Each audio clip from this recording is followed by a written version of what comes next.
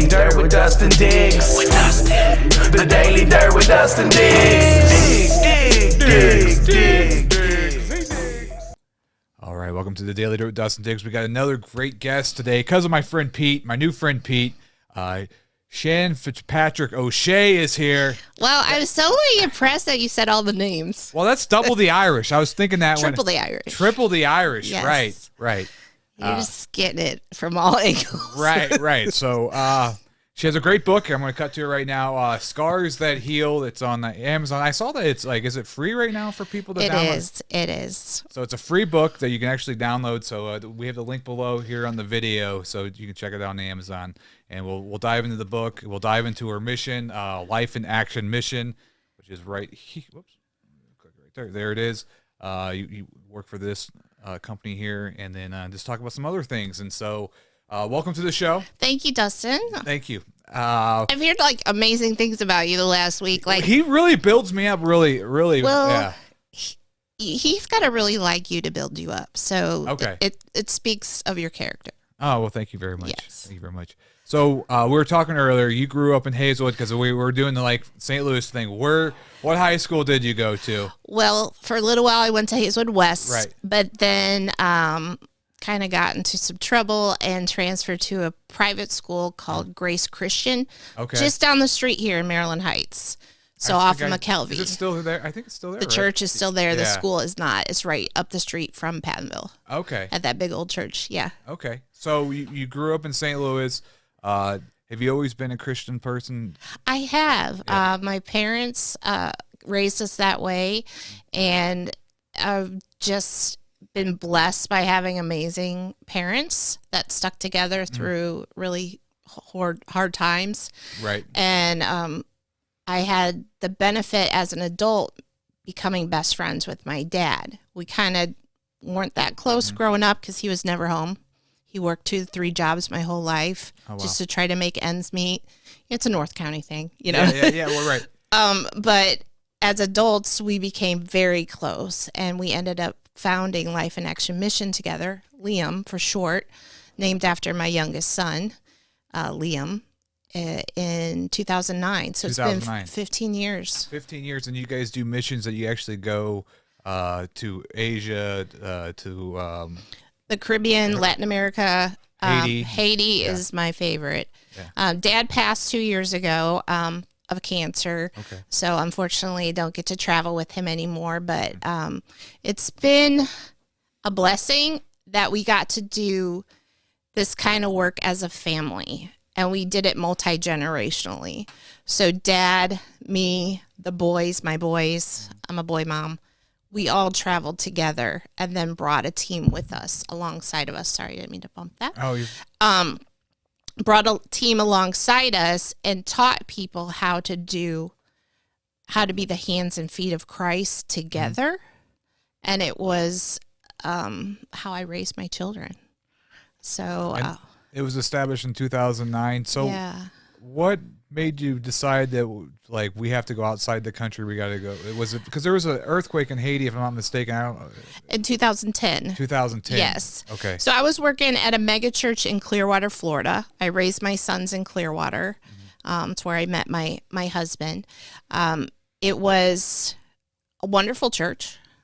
We're doing a lot of great things for the community and supporting a lot of missions overseas. However, the focus was on building a new facility, and I was very much involved in everything that was going on. I wore like 7 different hats at that church. It seemed like every time there was something that needed to happen, give it to Shannon, she can handle it. You know, and I just put on a new hat that day and became that person. However, I was in a meeting with architects and the board of directors, and we were passing around a spreadsheet, and I'm looking at how much a trash can costs. And I'm looking at how much a chair in the new facility will cost. And this is a sanctuary that's like stadium seating, like lush. And it just made me nauseous. Right. I'm like, how many people can I feed with that trash can?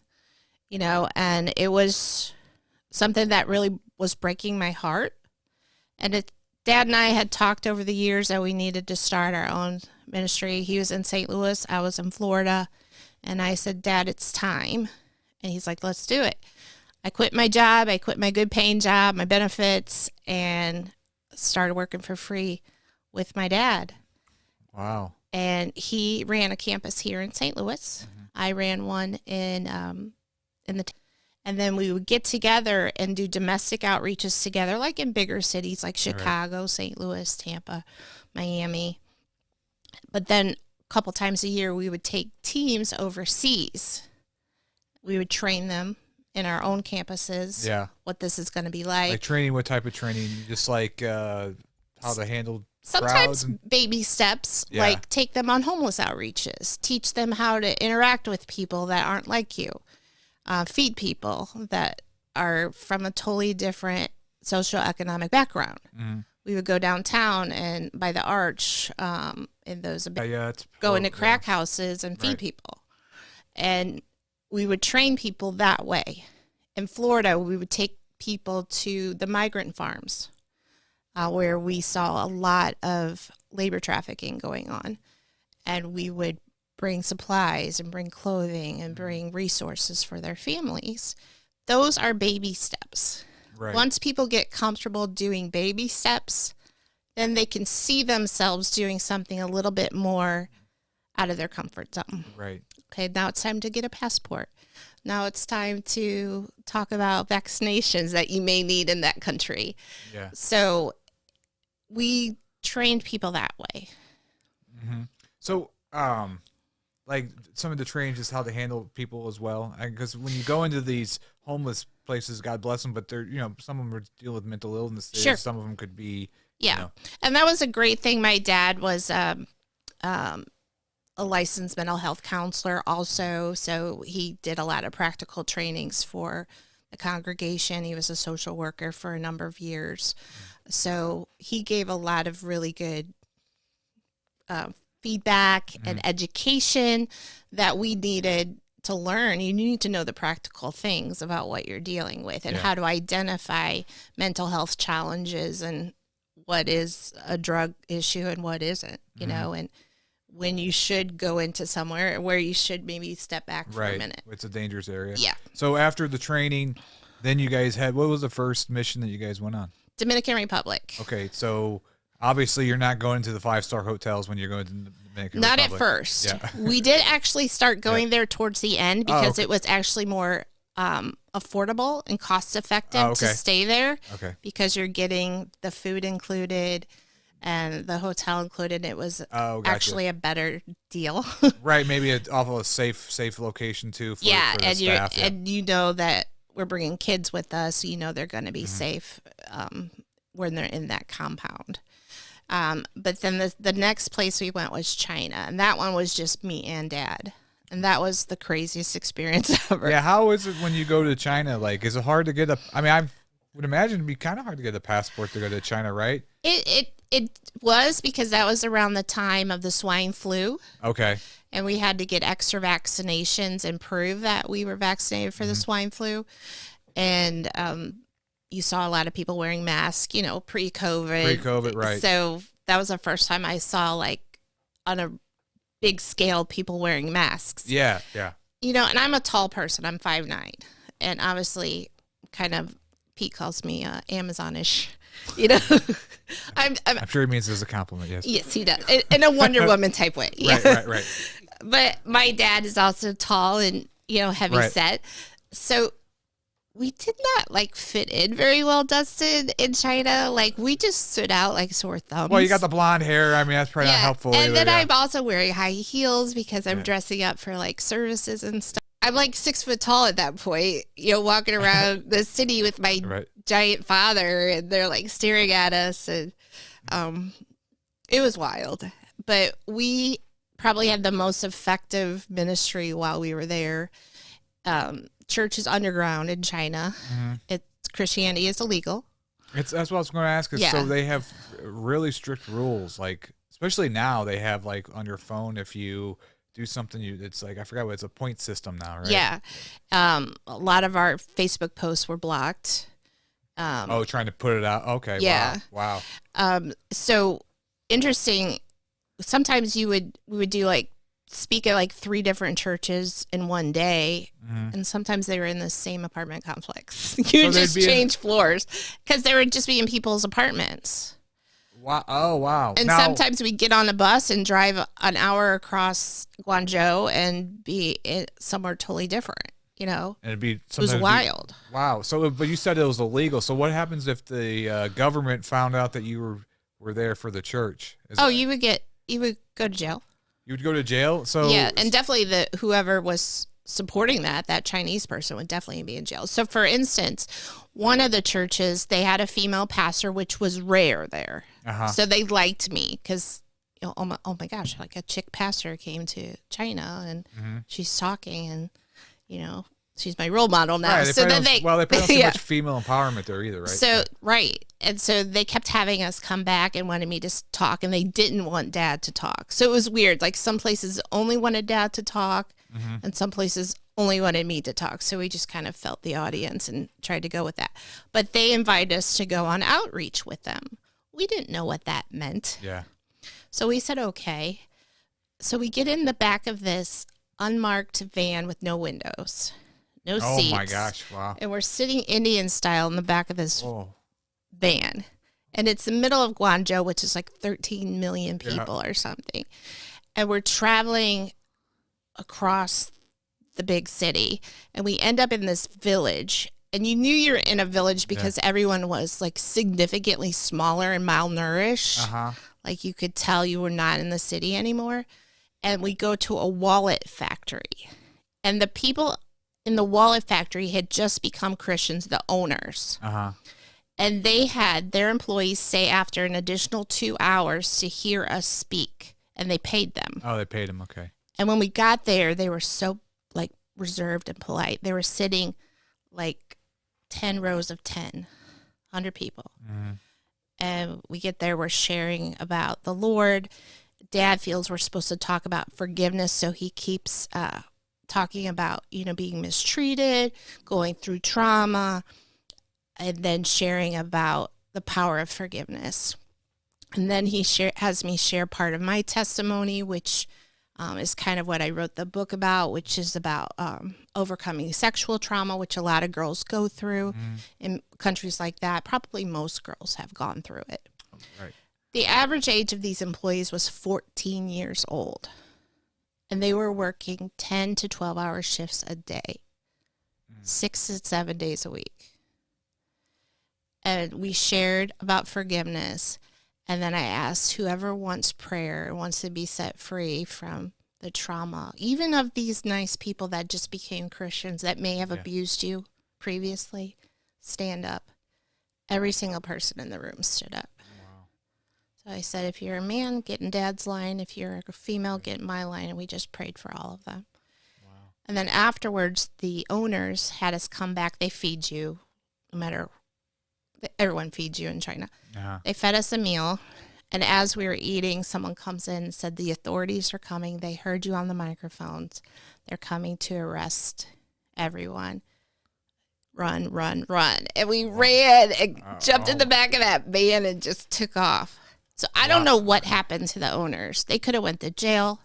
Right. Their kids could, their kids could now be orphans for all I know. But that's the level of commitment Chinese Christians have to the gospel. Wow. So how did you know about them? Because you went from word to mouth to word and they brought you out? Like, because these people weren't planning for you to come out there. They just heard that you were in the country, and that's when it got planned. Okay. Because and things travel quickly there. Right. Yeah. It was wild. Wow. And so you have no idea whatever happened to that wall, in fact? Wow. Because it was hard to really communicate through social media with the people we met there, just because they're filtering everything. So are the children not going to school when they get to that age? What's going on with the children? Because I thought I don't know. I think it just depends what area you're in and what the economic situation of that family is. So. Right. It's probably a lot different if you go to like the capital of China and different kind of like tourist kind of spots, and then when you go way out into like where you were at with the village. Wow. Sure. Yeah. Wow. And so you were telling your stories. You mentioned a little bit. So did you have those problems when you were a child? Yeah, I had a couple situations.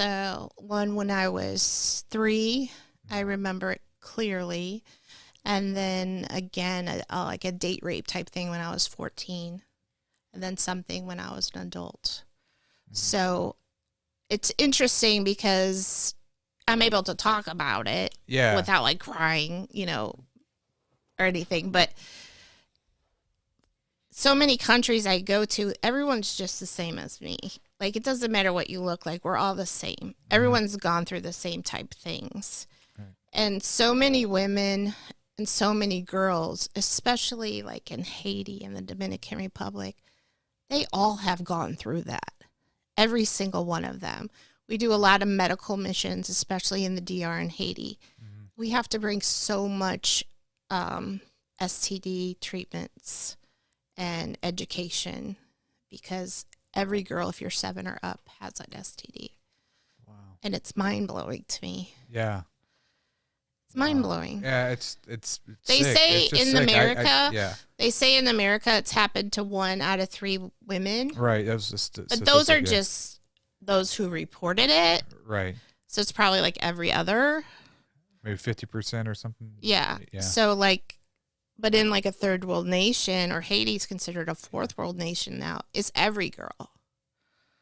Are there? I don't know about the boys because for the most part, I'm focusing on ministering to females. Mm-hmm.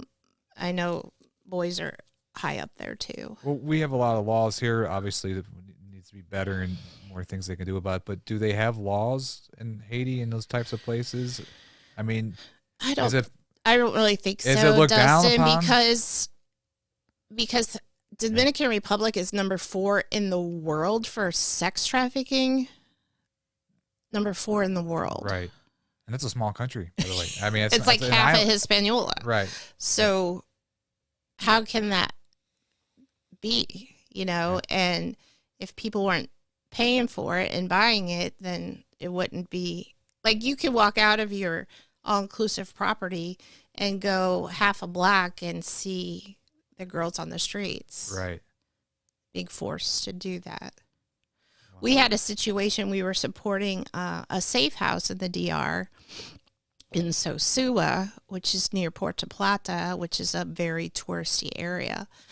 And one of the girls we were supporting, her pimp or trafficker, discovered where she was staying and sued the owners of the safe house, the missionaries of the safe house, for the money that he would have made off of her for the time she has been living at the safe house. Well, they think it just has cattle and it's like a number, so they can say, oh. And they won. And they won? Wow. They won. And the missionaries had to pay thousands of dollars to this horrible man. Oh my gosh.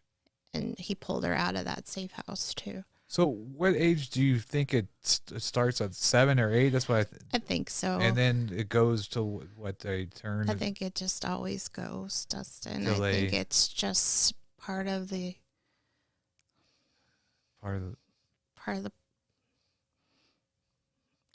it's hard to explain. Yeah. It's a cultural thing in a lot of ways, and it's a demonic thing in a lot of ways. There's a lot of strongholds on some of those countries, and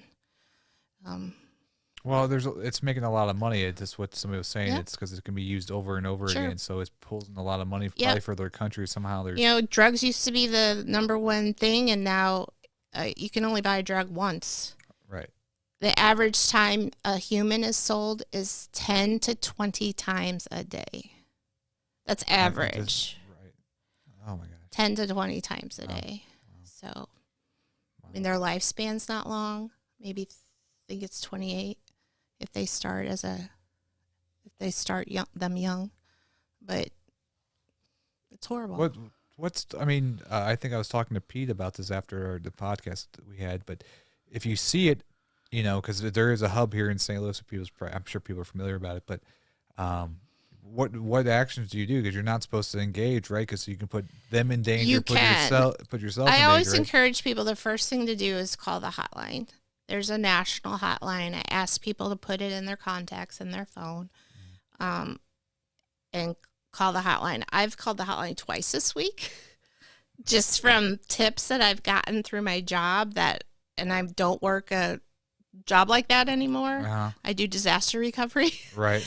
And report a tip on the website, and you can do that anonymously. But yeah, I can give you the phone number. It's 888-373-7888, and I have everyone put it in their phone. Okay. Well, I'll put down the description of this video at the end, so people can have it. You can just Google it and go on their website, and you can report a tip anonymously online. Well, then what steps do the police take when they? I mean, what do they do? Thankfully, larger cities have task forces. We do have a task force here. We want to let those professionals handle those things. Our ministry, Operation Restore Hope, we're more focused on educating the community about what human trafficking is, what it isn't, and how they can do small things to help eradicate it in their community and be more. Also had a lot of survivors who were branded by their traffickers with, tattoos that labeled them as being owned. And we would take them to tattoo parlors with, funds we got from the church. Yeah. And allow them to transform that into a butterfly tattoo as a symbol of restoration. That's why our logo for Operation Restore Hope is a butterfly. Oh, so, that's awesome. Yeah. And it we talk a lot about restoration when we encourage and minister to survivors, because it comes from the root word metamorphosis, restoration. So it's a Greek word called metamorpho, and that means to make something better than it was before. So when you're restored, when you become whole, and that's what we believe Jesus can do for you, you become better than you were before. You're not labeled as that person that somebody said you were. Right. You are a new creature. Just like a caterpillar is a certain species, but a butterfly is actually a totally different species, but it came from the same place. Yeah. It had to go through that chrysalis and become goo and become liquefied, and it lost all its feet. It couldn't move anymore, but it gained 7 sets of eyes while it was in that chrysalis, and it became a new species, and then it emerged into a butterfly.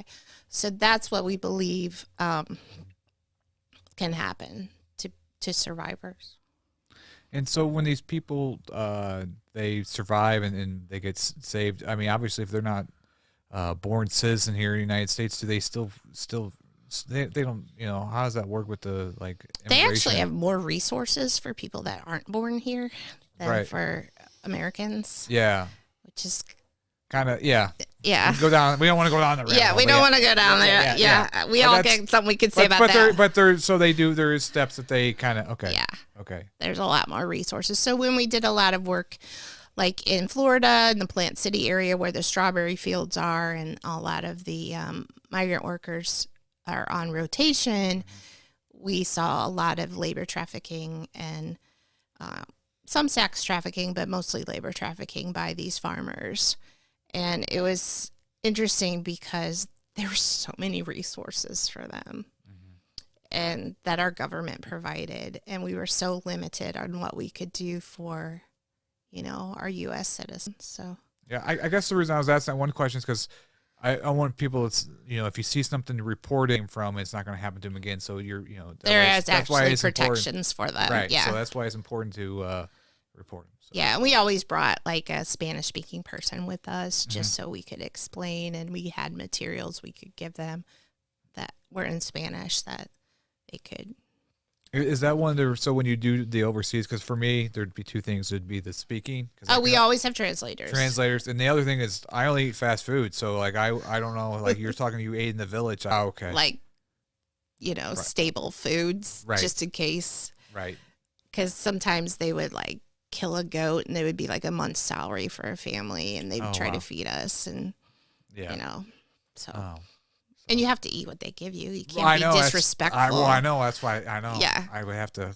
I would whatever. I would have to do it. Yeah. So we talked about life in action mission. Obviously, you're doing disaster relief now for a different company, but with the book Scars That Heal, what obviously you had childhood stuff we talked about earlier, but when did you decide to start writing this book?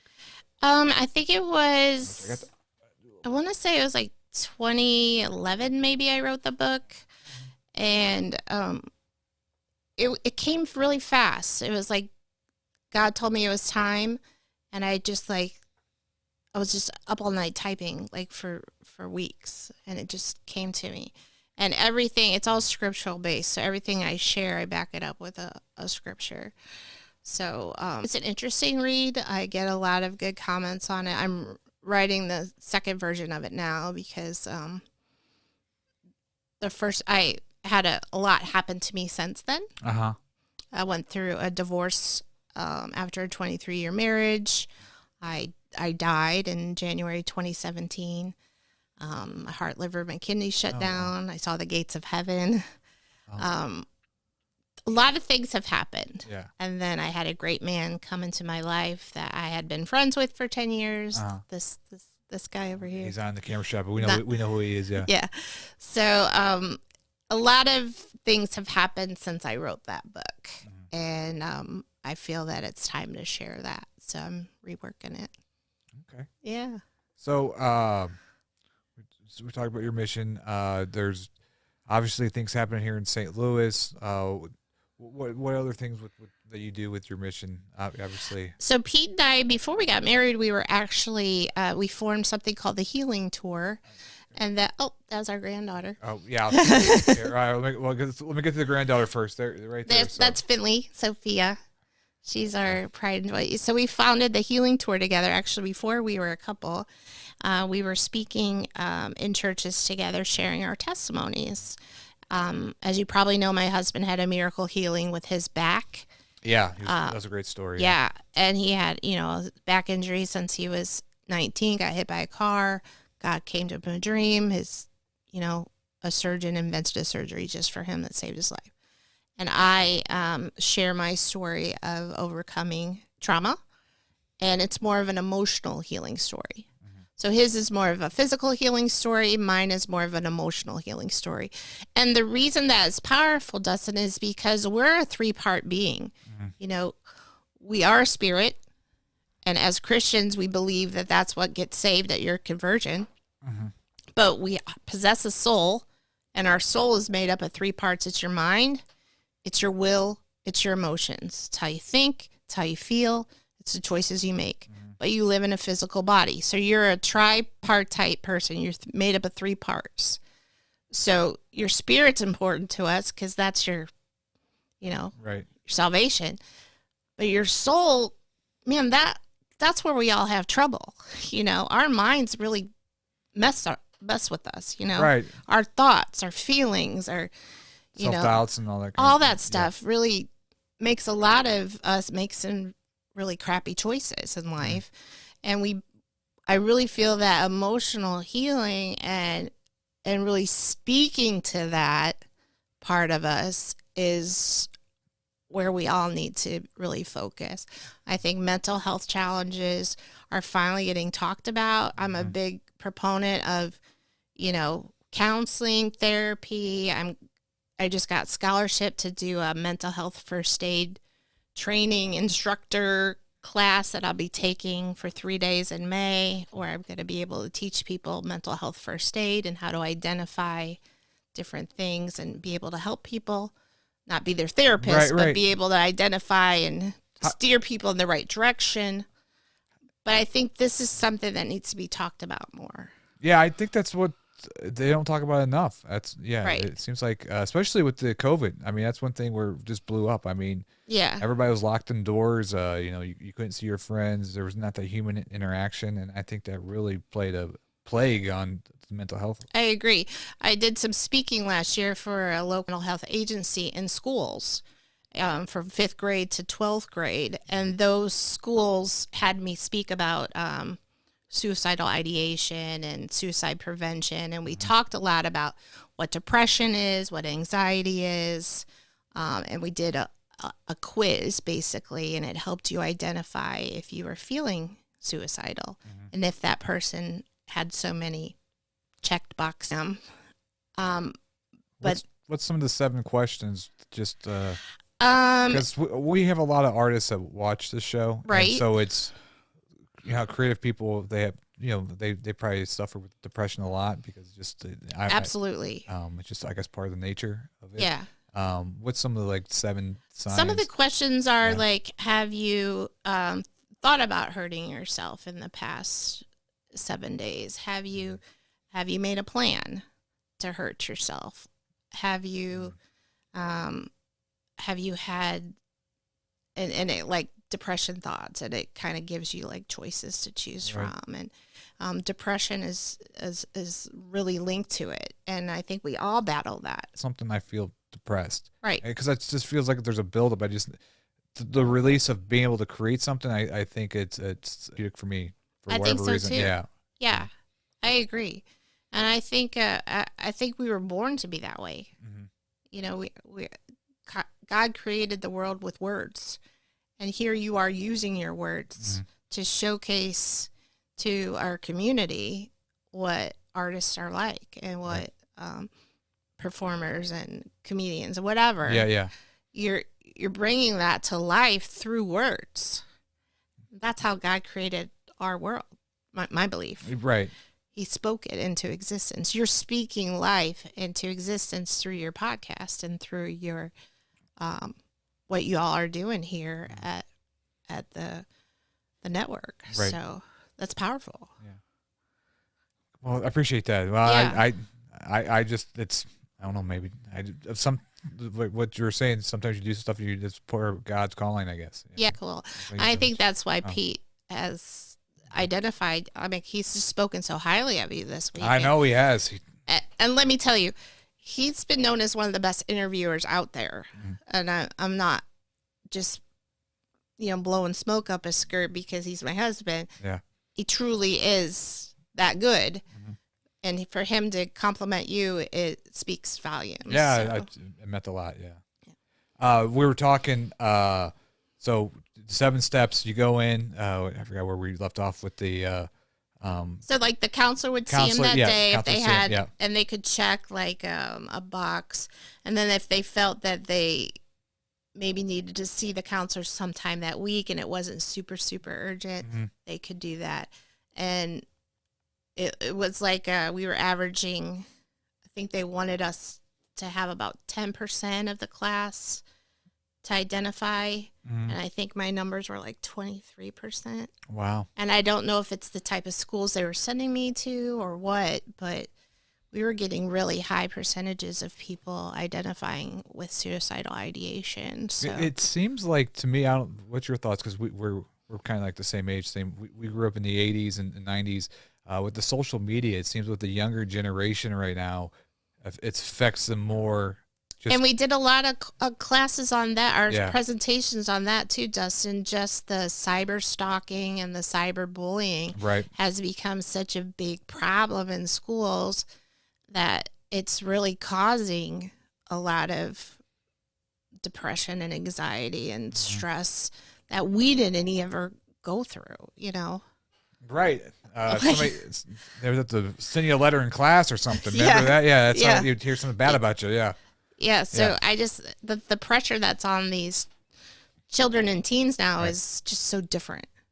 It's so different. And we just really need to be there for these age groups and understand that they're going through something that we can't even process. Yeah. The stress. And some of these schools are, I mean, I was sent to the school I went to in 7th, 8th, and 9th grade several times, and I mentored there. Doing social emotional well-being mentoring a couple days a week, and it was like a prison going in there. Like Oh, with the metal detector, because Yeah. of all the shootings and stuff with the metal detectors. And it just all blew that. my mind. I'm like, this isn't where I grew up. Right. You know, Right. I remember coming in with like a cigarette lighter to light my eyeliner. So my eyeliner Right. went on darker, and I had like a butane filled curling iron that I could light up after gym class and do my hair with my aqua Yeah, I net. think I used to bring a little pocket knife. Yeah. Just to, I don't So- know why, but I did, yeah. Everyone, like a butterfly knife, people carried weird stuff around. Right. But now it's like you pat it down and you're going through a metal detector, and it's just a totally different game. Mm-hmm. Oh, Wow. times have changed. Yeah. So you reach out to young children, and what's some other stuff your mission does? We do a lot with the homeless. We've kind of trained our grandchildren now. We know a lot of the people by name on the street corners. The guy right up here, his name's Chris at Dollar Tree, and At the Dollar Tree? Okay. that's the guy that's always there. Who's the guy always at the QT up the street there? I don't know. Oh, I don't remember his Yeah. name, but we figured out a lot of the guys' names. Yeah. So we keep little hygiene kits and dollar bills and snacks and drinks in the car and give them out. But we talk to them as we're at the light. We don't Yeah. just hand something. We're like, hey, how's your day going? Yeah. And so we're training the young ones. These are people. They're just as valuable as you and I. Most homeless people have a job.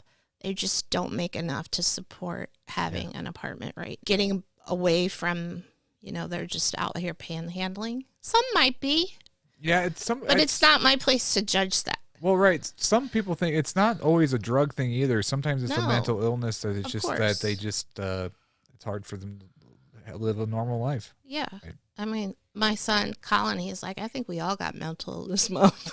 Well, that's true. Yeah, I think we all got We all got a some. little bit of crazy in us. In I our think, yeah. family, maybe a little bit extra. Yeah. So. So the homeless. What's some other steps that people can do with the homeless? Do you do like events to raise money? I mean, how do people fund your mission? I guess that's the question. Well, the biggest way we do fundraisers, I happen to be married to a stand-up comic who has been one for 30-something years. So we do a lot of comedy benefit shows. Okay.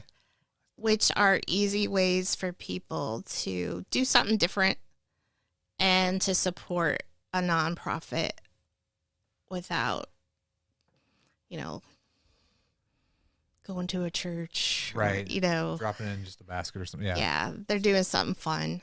And so it's just one. I don't know if this is your event, but this is just shows you. Yeah, that's an event Pete's doing for a friend who is doing I don't know what you would call it, but she is doing like a celebrate recovery type thing, and he's helping her with that, and that's going to be at the Funny Bone in St. Charles on April 28th. April 28th.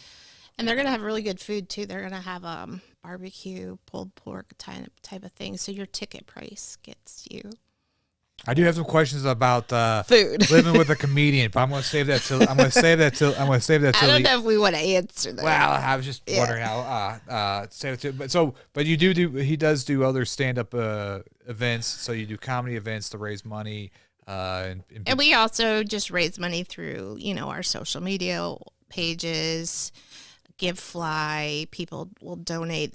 Just a couple weeks ago for Easter, my goddaughter is struggling with stage 4 brain cancer. Oh my God. And was unresponsive. She's 33, and her mom just felt impressed that can you please come and baptize her? I didn't have the money. Yeah. And I talked to my husband about it, and he said he believed I should go. And we just put it out there on Facebook and Instagram. Within 24 hours, I had more money than I needed. Got my ticket, got the last ticket there. We got there. We prayed over my goddaughter. She woke up. First thing, she's like, Shannon, and she hugged me. And I said, Mom asked me to come. She wanted me to baptize you, but I want to hear it from you. Is that something you want? And she said, yes, I want it. And so on Easter Sunday, I got to baptize my goddaughter.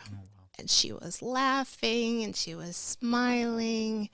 And it was like totally like a resurrection Sunday. And now she's back at home. And the doctor told the mom to prepare for her So it's last days. And now she's back at home doing really good right now. oh, right now she's doing good though. Yeah. Okay. Oh.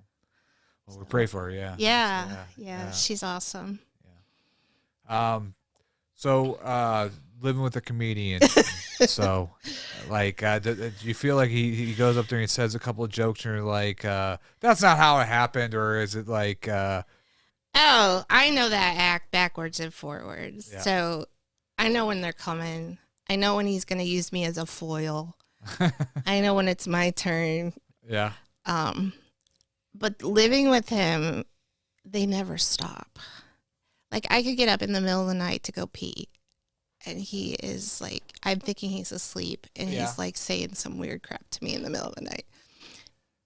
And it's always a joke. Nonstop. Nonstop. Never ends. never. Yeah, I was wondering because the guy that was on last night, he was a really good storyteller, but you could tell he embellishes stuff, and you know, it kind of Yeah. I know him. Yeah, he is an embellisher. right. This one, not so much. This one, he's just, he's New York, so he's just going to tell you like it is. All right. Yeah. Well, I just want to pitch your book one more time for the audience here. Scars That Heal. Anything else you want to talk about on the podcast today? I don't think so. I just think it's just an honor to be here. I Yeah. appreciate everything you're doing for St. Louis and for the artists here. And wow, what a great thing you got going on. Yeah. And you're like 5 minutes from our house, so even better. Right. We can hang out. We can hang out. Yeah. Well, I told him I'm going to try to come on the 28th to one of the events, but any events that you guys do, if you need help sharing some of the stuff, any kind of fundraisers or something, I'd love to be able to share it on the network. We have a Facebook of 10,000 people, which is Love it. pretty good. And It's a pretty good following. pretty Yeah. good following for being a local following. Yeah. Right. So it's all local people, but and it would be neat to document, like, next time you guys go out to do one of those missions overseas or something, to document you guys doing that. Yep. I have videos I could send you. I should have sent you some, but Yeah. we definitely will. Since COVID, we haven't been overseas, but I just kind of think it's coming again. Yeah. Those well, days are coming again. something's going to happen. Yeah. Something's coming. Yeah. Pete, you want to come? I'll have you sit down again. Since you brought the guest. Yeah. You brought the guest. I have to, I want you to ask. I want to ask her. Yeah, about, yeah, there was yeah. this- so we used to go do outreach like you were talking about. There was this Washington Square Park in St. Petersburg, which was known as a big crack den. Okay. Okay. And a big, horrible area. Right. And so we were down there, not only doing outreach, but we were looking for a friend of ours who had been off the wagon and was missing. And so we're literally walking through all this bad area, and it starts to rain. We go in this into this little area to get some cover, like the vestibule of a building, and some other guy walks in, and dude, he's about to shank me. Okay, he's got a knife in his hands. He's coming right I up, saw him coming. and he's coming right from behind me. And she turns around, and she goes, "Hey, do you know Daryl?" And he's like, "Yeah, I know Daryl. You know Daryl? Yeah, he's the guy that helps everybody with the homeless down here. We do homeless outreach with him every week." 5 minutes later, they're the best of friends. He's about to kill me. 1 second, okay? And then the two of them are the best of friends. This lady makes friends everywhere she goes. I seen her kill at a funeral. Okay, people are dying and they're I all wasn't crying. killing people at a funeral. No, but she was getting everybody laughing, and she's making Right, friends, and she has this heart, dude, to serve and to care on people and to love on folks right where they're at, without any judgment, without any fear, without any fake. There's no fake in her. I told you earlier, we like you a lot because you're authentic, you're real to who you are and how you do it. She's the same way. And when you do that as a pastor, it's risky, it's hard, it's taxing on you. Her and her dad took tankers full of stuff, brother. Big giant tankers full of stuff. They didn't have nothing. They paid for food with bags of change. Okay, but they're doing that, and they were the hands and feet of Jesus for so long. When I met them both, they were guests on my show. I was in awe right away. Yeah. Right away, and I kept having them back. It was also because she was pretty cute, but it was a great story. I was a lot skinnier than It was a great story of what they were doing. Okay, this dad and daughter team that were changing the world all by themselves. And it was really impressive. I did a lot of comedy benefit shows for them to help them get the stuff they needed to get over there. They bring medical supplies, things that you don't think matter, but a little tiny water purifier, which just it looked like a little water bottle that you would drink for, like about the size of that thing, right? Yeah. Life-saving for people now. They can pour the water in there, clean it, and actually drink it. Right. Things that you and I just absolutely take for granted. Take for granted, yeah. You know, and Shay, talk about how appreciative and how happy-go-lucky they are there with nothing. It's so interesting because I remember one day, it was the first day Dad had gone to Haiti. I'd gone a year prior, and he was with me, and we were sitting and we were watching a little girl. She might have been 7 or 8, and she had a 5-gallon bucket on her head, and she was making trips from the river back to her house. 5 gallons of water, that's like 40 pounds. That's heavy. 40 or 50 pounds. Yeah. And they put like a little towel thing around the head just to kind of protect it, and then put the bucket up there. And the entire time, she probably made 8 trips back and forth, round trip. Yeah. And that was her chore, bring water home for the day. The entire time she was singing, happy, singing. We had a lady, we were doing a medical clinic, and we had a radio station in Haiti that we worked with, and they had solar panels on top of the roof, and they had their tower in the tallest tree. And it was in such a location that it would ricochet off the mountains. So it was getting like a lot of listeners for this tiny little station. They only aired a couple hours a night when the solar energy had enough to operate it. And then they would flip on a generator for a little bit, and that's when we all blow dried our hair and plugged in our cell phones. Oh, okay. But we would promote our medical clinics that way. We had an old lady. She must have been like 75. She walked, she said, 6 hours that day to the clinic. And as she was waiting, I asked her, do you want prayer from the pastor? And my dad was there. And while you're waiting, you don't have to. It's not mandatory. You can still see the doctor. You can still get your vitamins. You can still get your medicine. But if you want it, you can be prayed for. And she's like, I want it. So she went to see Dad, and she wanted prayer for her back. Obviously, everyone's got a back problem in Haiti because they're carrying 5-gallon buckets on their head, and they're walking everywhere. So Dad prayed for her, and as he prayed for her, her back straightened up, and her pain went away. And then she thanked him, and she said, I'm headed. I'm going to go home now. And I said, you could still go see the doctor. She's like, I don't need the doctor now. I saw the man of God. Wow. Praise God. Wow. Walked 6 hours, saw the man of God, got prayer, got healed. Didn't even want vitamins. And the whole mindset is different there, though. They're so appreciative for what they do have, not so concerned about what they don't. And when you were helping them, there's the love they poured back on you for just the simplest things you were doing for them. It's a whole different perspective and mindset than what we have here in the States. It is, and it's so appreciative and just so grateful. And well, people's day would be ruined if their phone didn't work. I remember like a month ago where half the phones were gone, out for 3 days. Facebook was out for an hour once, remember? Holy cow. Everybody thought the world was going to end. Yeah, right. And there it's just, you've come. You've brought us this way to clean our river water so we don't get parasites every time we drink.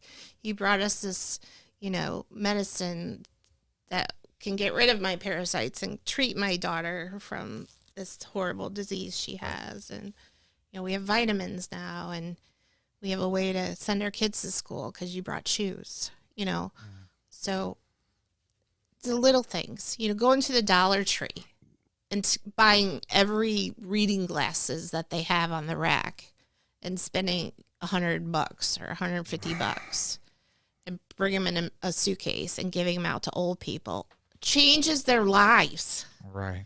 We were $1.50 pair of glasses. Right. $1.25 now. Yeah. It's no longer the dollar store. Yeah. It's the $1.25 store.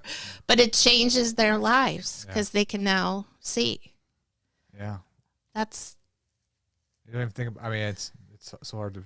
Yeah. Comprehend all that, yeah. And again, she has this loving, giving heart. Yet they grew up, lower middle class, didn't have anything really. They're still in the same little house. That we got destroyed last year by the storm. Now she does disaster relief. So this one doesn't run away from what she goes through. She then uses it to help the next people. Right. When she talked about what she went through, the sexual abuse she went through in the book, she talked about it. She was honest about it. She shares it. Again, she shares what we went through in the hurricane. Most people want to bury that and don't want to deal with it. Yeah. She takes it and uses it as fuel to help other people. That's what, you got to love about it. Well, I think that's also cathartic, too. I think sometimes you need to face things more head on and not just avoid them. Well, I think that's what, you can't just bury it alive. Bury it. It's going to dig its way back to the surface. Right. You gotta face it. And sometimes I sit in my boss's office, who is thankfully a licensed mental health counselor, and I'll cry because I just helped somebody who really didn't need that much help get extra money from FEMA when we didn't get a dime. Right. And it's okay to process that thought, and he allows me to do that. I feel like with people that are angry, like all my friends are like get angry. I'm like, it's because you bottle up, you don't talk about it, and then you let it just build up inside you, and then that's Which is why I think our marriage is working so good, because we do talk things through, and sometimes we talk too much because we're Irish and we get loud, but we're on the same page as far as wanting to serve, figuring right. out the ways to serve. Navigating all the issues that come with serving, okay, which means a sacrifice, okay? If you're not both in on that, it's not going to happen. So we know there's times we're going to be light on funds, where we're going to be worried for a few days, but instead we gave away all those jackets, so we gave away all that stuff because it just matters still. Yeah. And we just know it comes with it. You both have to be in on that. Motto for their Life in Action mission is obey love, serve others. So when we say obey love, we're obeying the Lord, because God is love. Right. And serving others. And then our mission statement is generations advancing the gospel to the four corners of the earth. And if you can't take your family with you and teach them how to serve, what are you really teaching them? Right. Everybody should also check out, Shannon's got a 6-week course. We both do. If you go to inspireu.com. I think it's inspireuniversity.org. Yeah. And then also, again, our Life in Action mission, she has a 6-week course video on heal. I have one on hope. And if you get them together, they're very, very helpful with, there you go. Yeah. So, our 2 classes are there, and you can get them. Again, mine's on Hope, and hers is Heal. They're both acronyms, and we share what we went through, and their exercises, and there you go. So my Hope is humility, opportunity, power, and expectation. And then there are exercises and activities for you to do in those courses that can really help you.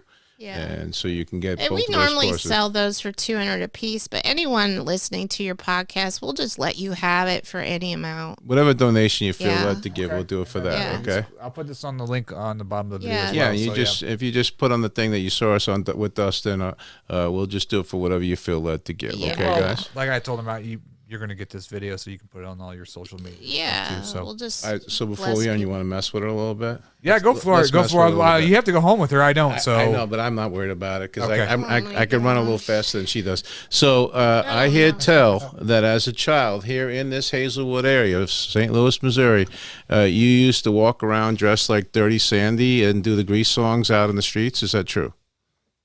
Yes, it's true.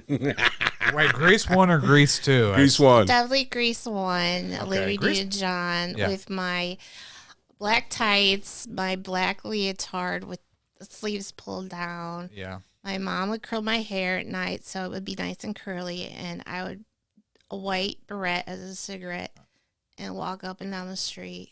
Be like, hey, stud, or whatever it is. Tell me I got about you. Tell me about Tell it. me about it. Right. I got many a photo of that. Yeah. Yes. Thanks, Was that Pete. was that the big childhood film that you liked? Was it Grease? It came out when I was in kindergarten. Yeah. I still have a not so healthy crush on John Travolta. And tell them about the talent show. I performed in my kindergarten talent show at McNair Elementary in Hazelwood, where our grandson now goes to school.